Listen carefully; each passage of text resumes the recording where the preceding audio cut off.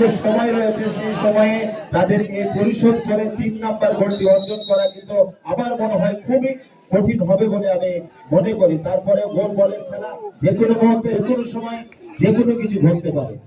আমার মনে হয় যে আশায় বুক বেঁধেছিলেন সেই আশাই কিছুটা হলেও ঘুরে বাড়ি পড়লো। আরো একটি গোল হয়ে গেছে 2-0 গোলে, যেহেতু দ্বিতীয় অর্ধের অনেকটা পেরিয়ে গেছে। 2-0 গোলে অগ্রগামী। একটি গোল যদি থাকতো হয়তো বা যে কোনো মুহূর্তে পরিশোধ হয়ে যেতে পারতো। সেখানে দুটি গোল হজম করতে হয়েছে আলামিন গোদাগাড়ি দলকে।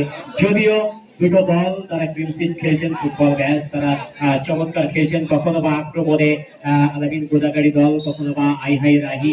তবে আক্রমণের যে অগ্রভাগ, আক্রমণের যে তৈরি করেছিলেন একটি সুযোগ, দুটি সুযোগ, সেই সুযোগগুলো কিন্তু কাজে লাগিয়েছেন আইহাই রাহি। পক্ষান্তরে আলামিন গোদাগাড়ি তারা সুযোগ তৈরি করে সেই সুযোগগুলো কাজে লাগাতে পারেনি, যার